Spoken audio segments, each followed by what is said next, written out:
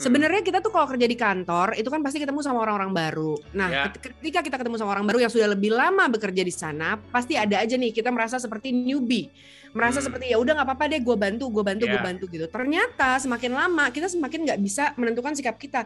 Gue pengen bilang enggak deh, I wanna say no, tapi kok nggak enak tapi ya. Aku tidak bisa. Makanya nih kita akan dibantu kali ini. Persis beberapa minggu terakhir kita selalu tap in sama Daily Meaning, dan kali ini sih kita akan ngobrol sama foundernya langsung Daily Meaning, ada Mas Alexander Sriwiono. Hai Mas. Hai Ben, Sisi. Hai Mas. Senang banget loh bikin ngobrol sama kalian nih ya. Kalau Ben udah 14 tahun lalu Sisi pernah ketemu. Ini mentor gue sih. Suhu guru. Suhu ya. Kalau kita baru 14 menit ya Mas ya. Rasanya udah lama gitu. Tapi kan aku tahu Sisi sudah lama. Aduh, terima kasih Mas. Saya grow up jadi penggemar Sisi, akhirnya siaran bareng. Gila, cuma Mas Alex kok. Ben, tuh, lo mau cerita lagi nggak lo dulu datengin sekolah gue? Ceritain dong sama Mas Alex. Mas, dulu saya waktu kuliah itu nyamperin ke sekolah Sisi, pengen ketemu Sisi Presilia, gila. Sekarang ketemu. Jadi dia sebenarnya naksir aku Mas, dia naksir aku dulu gitu. Tapi cuma akunya playing hard to get aja. Betul. Tapi sekarang kalau bisa nggak ketemu, boleh deh sehari aja ketemu mulu. Okay, bener Mas. Ya? Bener ya? Mas Alex, ini kan akhir-akhir ini kita sering banget denger Daily Meaning, dan banyak banget kasih benefits banget di setiap segmen di Good Morning Indonesia. Mungkin Mas Alex bisa ceritain nih, Daily Meaning itu activity yang selalu dikerjakan tuh kayak gimana sih supaya orang tuh bisa ikutan di situ? Siap. Formally-nya sih memang People Development Consultant nih, tetapi kalau kita bicara ya memang kita jadi partner diskusinya buat organisasi, buat teman-teman semua. Ujung-ujungnya apa sih? Gimana supaya kita bisa lebih having a better me-nya terjadi dalam peranan masing-masing, mau di organisasi kah, mau dimanapun gitu. Dan dalam konteks yang terakhir nih, pandemi, Sisi, Ben, kan bener-bener ya ini bikin bolak-balik semua kondisi ya. Jadi itu tuh orang yang sebelumnya berasa gue udah keren nih kerjaannya gitu. Begitu pandemi tiba-tiba dari yang average performance-nya bisa kelar, bisa drop ke poor performance gitu. Bahkan yang sebelumnya bilang gila gue excellent banget gitu. But it's not easy loh dealing dengan situation ini. Nah, itu dalam akhir-akhir situasi ini kita juga bantu banyak organisasi untuk upskilling and upgrading. Upskilling orangnya naik kelas, upgrading sistemnya yang kemudian lebih bisa catching up dengan situasi yang ada. So basically yang dilakukan Daily Meaning lebih membuat teman-teman not only surviving tetapi thriving. Karena ini kan situasi ini harus bikin kita naik kelas ya. Basic in disguise-nya pasti ada gitu. Betul. Gitu Ben. Bahkan kan katanya orang tuh bisa lebih kreatif pada saat dia terjepit kan. Kondisi ini kan bisa membuat kita push back to the wall gitu kan. Tapi kalau misalnya kita tahu gimana caranya, kita bisa come out dengan output yang jauh lebih baik dari sebelumnya bahkan mungkin. Dan Sisi, aku langsung bagi teori kerupuk dari almarhum ibu saya, boleh ya? Boleh. Kita ngomong soal dapur nih Sisi. Boleh. Ibu saya itu adalah single parent di usia 29 tahun. Karena ayah meninggal muda. Dan saat jalankan single parent-nya, satu hal yang beliau titipkan ke si anak lakinya ini sih, tau nggak apa sih? Nak, jangan kalah sama kerupuk ya. Kerupuk aja kalau digoreng dalam minyak panas, itu menggeliat dan mengembang. Masa orang kalah sama kerupuk kalau lagi dalam masalah nggak berkembang? Aduh, itu nempel banget di kepala sih. Sehingga kalau kita bicara situasi pandemi ini kan situasi yang susah buat semua orang ya. Benar. Masa kalah sama kerupuk sih? Ingat-ingat aja jangan kalah sama kerupuk gitu. Iya. Mas, itu aku pakai boleh nggak buat wejangan ke anak-anakku juga? Boleh. Sis, dia nasi sama kecapnya sekalian sih, biar mantep sih. Sambil visualnya tapi sambil makan sih, jadi nak. Gitu ya kan. Jangan kalah sama kerupuk. Iya. Oke.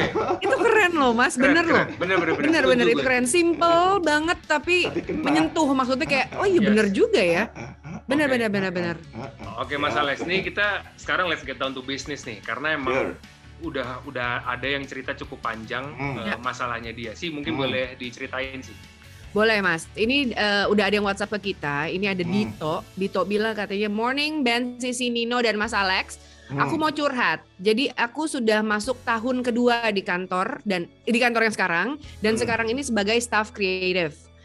Nah, di antara anggota tim yang lain, posisi aku nih paling junior dari sisi pengalaman maupun masa kerja di kantor. Ketika bergabung di kantor ini memang ada masanya di mana gue willing untuk melakukan segala sesuatu yang ditugaskan ke gue. Even untuk hal yang sebenarnya bukan jadi job desk utama gue. Nah, awalnya gue berpikir kalau gue bisa melakukan segalanya, bisa jadi catatan baik untuk performa kerjaan gue. Ya hitung-hitung belajar hal baru dan nambah ilmu lah. Masuk tahun kedua, ini beda lagi nih. Pengalaman gue udah lebih banyak dibandingin waktu awal masuk kantor. Load kerjaan yang jadi job desk gue pun juga akhirnya bertambah. Tapi senior-senior gue tetap memperlakukan gue sebagai junior yang rela disuruh apa aja. Nah karena udah terlanjur terbiasa dengan skema ini, gue jadi agak sulit ya untuk bilang enggak. Akhirnya gue kadang suka kelabakan sendiri. Makin kesini ada pertanyaan yang muncul, apakah gue sudah dimanfaatkan? Apakah ini kondisi yang sehat? Dan kapan waktu yang tepat untuk bilang tidak? Nah, pertanyaannya gimana caranya untuk mulai bilang tidak, Mas? Karena ini udah jadi kebiasaan kan, udah jadi kebiasaannya siapa tadi, Dito kan? Siap. Sisi Ben, ini benar-benar kalau saya ya ngobrolnya apa adanya nggak apa-apa ya buat good friend ya. Nggak apa-apa Mas. Dari yang dibacakan oleh Sisi tadi si Dito nulisnya apa? Saya junior. Musuh tersembunyinya tahu nggak apa? Saat kita ngasih identitas yang bisa kemudian either ngerusak hidup kita atau bikin kita naik kelas. Pada saat dia bilang saya junior, tunggu dulu nih. Mau dilihat dari umurnya, mau lihat dia sebagai anak barunya, ya, atau kemudian caranya dia menghargai dirinya, fine. Kalau saya hanya dihitung dari hari kerja di perusahaan ini memang baru. Tetapi the way I position myself, the way I give myself identity, ya saya adalah tim yang baru direkrut boleh, tapi tim profesional yang akan bisa berkontribusi. Itu akan membawa pengaruhnya kemana-mana. Jadi kalau pertanyaan Dito adalah diawali dengan, gimana ya say no-nya, ini bukan sekedar cara untuk ngomong dan komunikasinya loh. Tapi harus dibenerin lebih dasarnya itu identity. Apakah dia anak baru atau tim baru, karena nyambungnya kemana sih? Self-esteem, Ben. Betul. Self-esteem itu kan penghargaan diri. Jadi kalau misalnya coba saya tanya sama Ben Mas Isi deh, kalau sebagai berasanya nih, aduh gue anak baru di tempat ini gitu, terus kita bilang sama diri sendiri, lu nggak boleh ini ya, nggak boleh ini ya, nggak boleh gini. Biasanya anak baru suka ngomong apa ke dirinya sendiri, nggak boleh bertingkah gitu, nggak boleh nolak. Anak baru nggak boleh macem-macem. Nggak boleh macem-macem. Lah itu gara-gara kita ngasih identitinya adalah gue anak baru, gue junior. Identity itu mempengaruhi the way we appreciate ourselves gitu. Coba sekarang kita ganti gini, gue yang profesional, gue yang leaders, yang kemudian memang baru di tempat ini. Pada saat kita bilang bahwa gue profesional baru nih, gue profesional muda nih di tempat ini gitu. Yang ada kita bilang, gue siap diskusi. Gue siap diskusi sama kalian semua, kakak-kakak seniorku, gue siap untuk belajar dari kalian. Kan lebih cara menempatkan dirinya beda ya. Beda. Lebih pede juga jadi ngebawainnya ya Mas ya. Iya. Jadi kalau pede kan self confidence tuh sih. Itu tuh ya kayak koin dua sisi tuh. Confidence itu ngaruhin esteem cara menghargai diri. Jadi confidence dan menghargai diri itu satu paket tuh. Nanti ujung-ujungnya kemana? Self acceptance. Self acceptance-nya apa? Gue anak baru. Gue nggak boleh bertingkah, gue nggak boleh nolak-nolak. Jadi self-acceptance-nya, gue nggak apa-apa disuruh-suruh asal orang lain senang tuh, kan? Dan Dian berarti dia merasa dirinya tuh kecil ya, Mas ya? Kecil sih. Dan mungkin senior-seniornya itu mereka tidak boleh gini nggak, bener nggak? Dia tidak bermaksud, tapi karena dia melihat ini orang sepertinya oke-oke aja, mereka rasa dia menerima aja gitu nggak sih? Akhirnya habit itu jadi terbentuk. Padahal sebenarnya kalau dia memberanikan, kayaknya enggak deh. Mungkin orang juga biasa aja gitu. Oh ya udah dia oke. Balik lagi ke zaman sekolah dulu deh. Ya, saat kita udah naik ke, saya kalau zaman dulu kan bilangnya kelas 1, 2, 3 ya. Kalau sekarang kan kayak kelas 4, grade 1. Mohon maaf.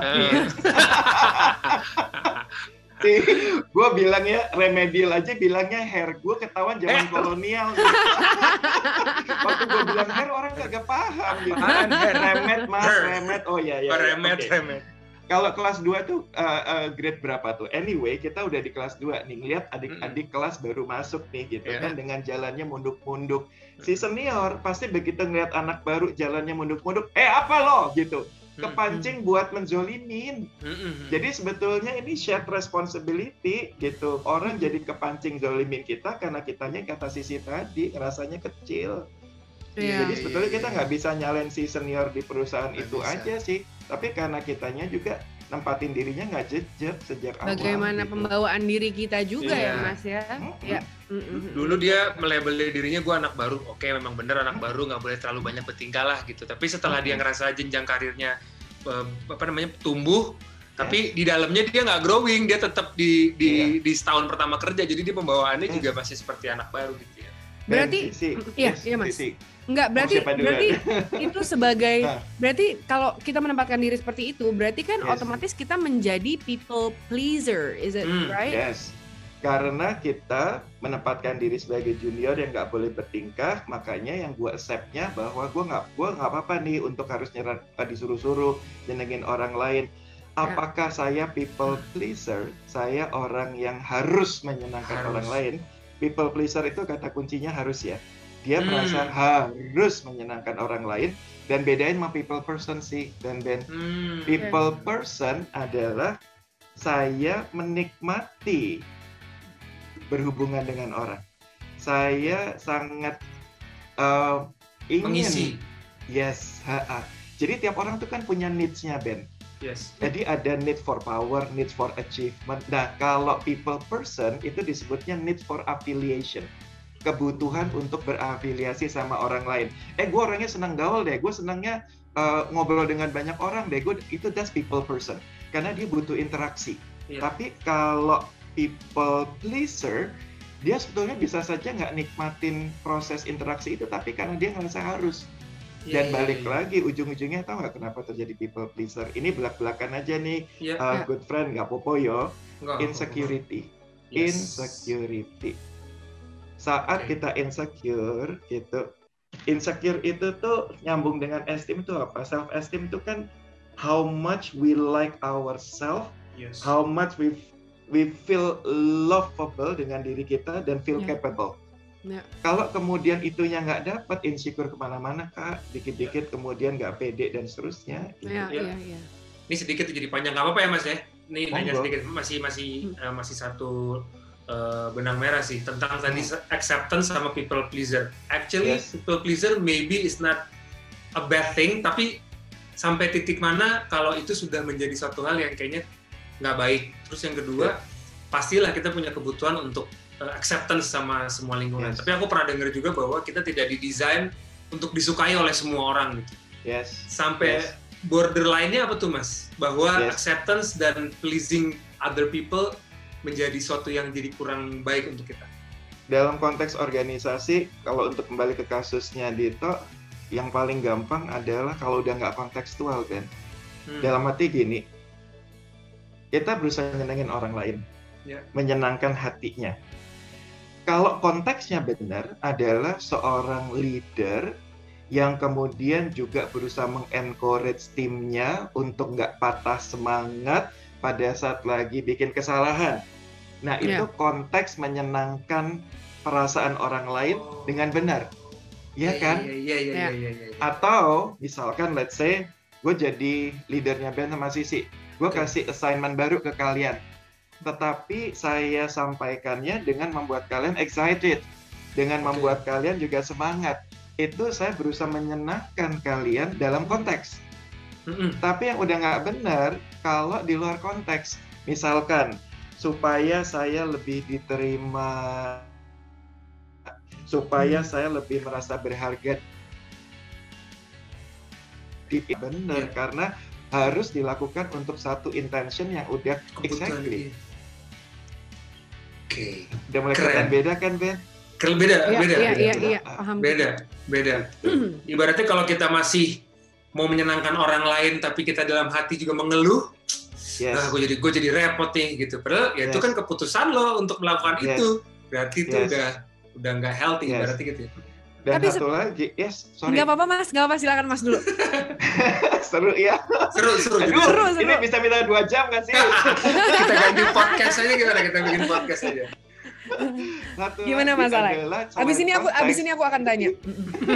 Adalah caranya gitu. Misalkan, nyambung nih konteks dan cara.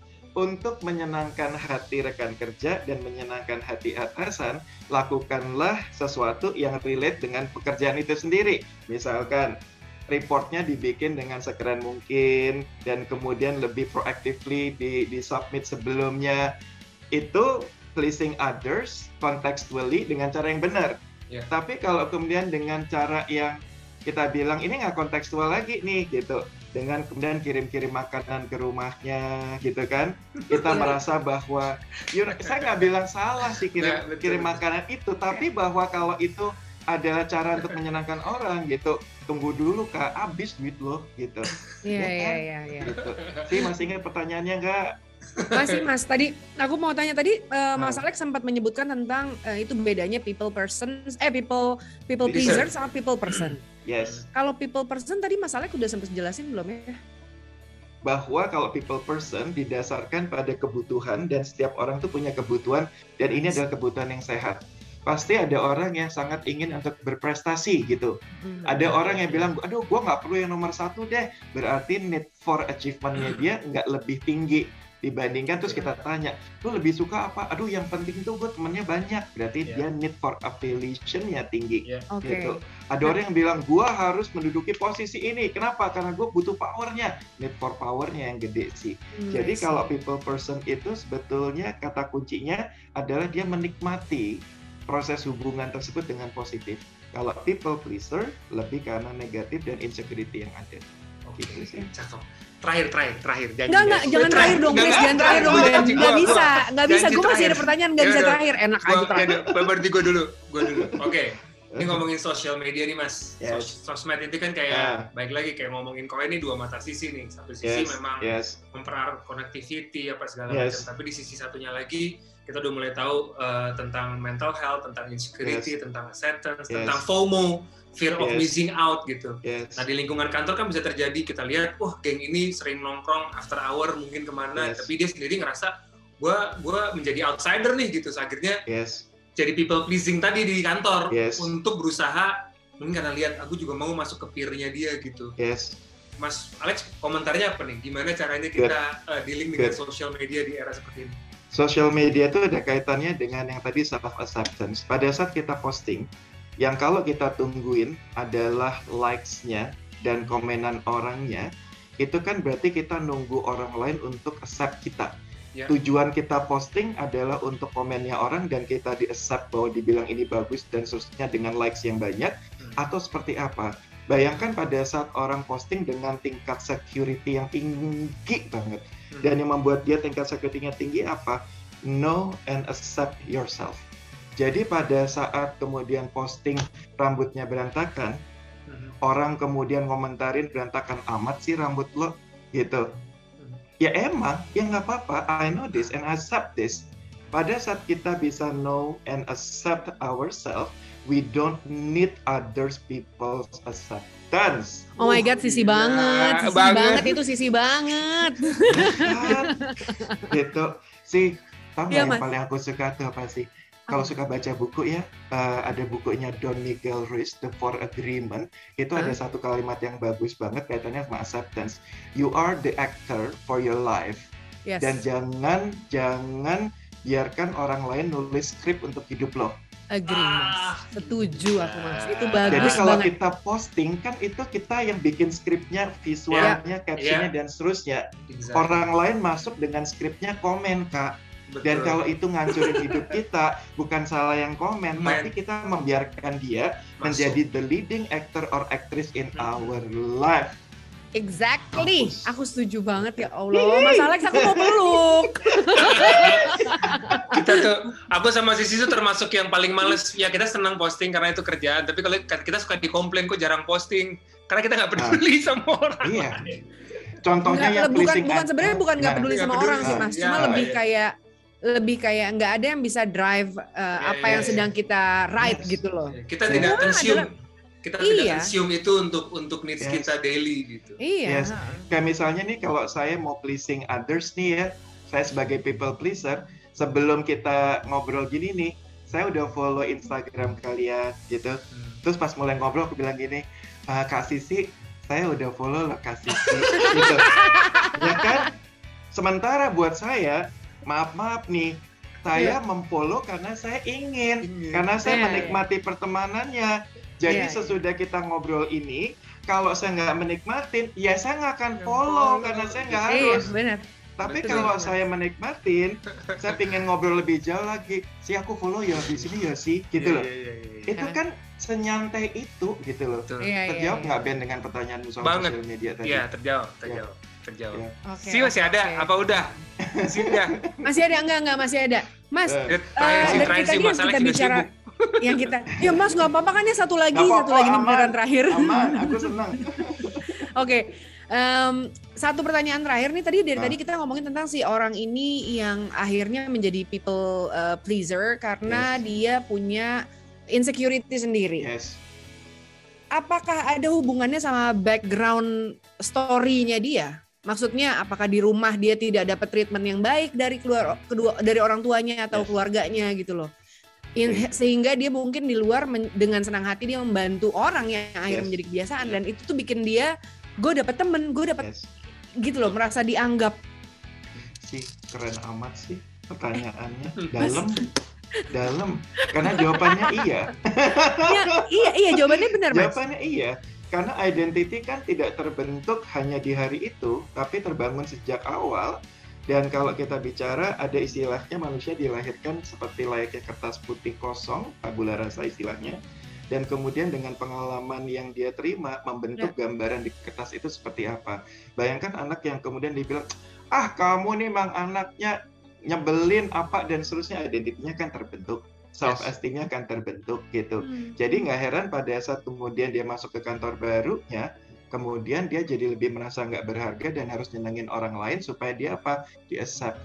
Jadi kalau kembali ke kasusnya Dito, nih good friend, untuk yang tahun keduanya harus dilakukan, ya identity-nya harus dibentuk lagi dan nggak gampang. Ganti KTP masih lebih gampang dibanding ngebentuk baru identity. Tapi ya itu proses, dan prosesnya seumur hidup. Gitu sih. Cool, very cool. Aduh, thank you banget nih Mas Alex. Sebenarnya kalau dipanjangin lagi sih kita bisa ngobrol lebih panjang lagi. Tapi mudah-mudahan ini bukan harus. Mudah-mudahan bukan kesempatan terakhir sih bisa ngobrol sama Mas Alex. Jangan dong. Nih ini aja sebenarnya masih ada pertanyaan-pertanyaan cuma yang gue pengen tahu gitu. Tapi kan udah dari tadi Ben udah Mas Alexnya lagi sibuk. Oke, kalau follow kita mungkin good friend nggak harus, tapi kalau follow @dailymeaning harus ya. Instagram @dailymeaning langsung di follow, di situ akan membantu karena daripada lo follow gosip-gosip yang lo juga nggak kenal orangnya, mendingan lo follow Daily Meaning di mana lo bisa lebih kenal diri lo sendiri. Bener nggak tuh? Iya, betul. Setuju sekali. Sip. Thank Ben, you, Mas Sisi, Alex. thank you. Keep in touch, tetap sehat ya. Sama-sama Mas Alex, thank you so much ya Mas. Okay. Untuk pelajarannya yang sangat berguna sih menurut aku, untuk nggak cuma buat aku dan Ben, tapi juga untuk semua pendengar radio kita. Ingat yang kerupuk tadi. Ya. Pasti, aku abis ini ngomong ke anakku langsung, aku kasih tahu. Maika, Kairo, ingat ya. Thank you ya. Thank you ya Mas Alex. Mas Alex, thank you. Bye. Bye.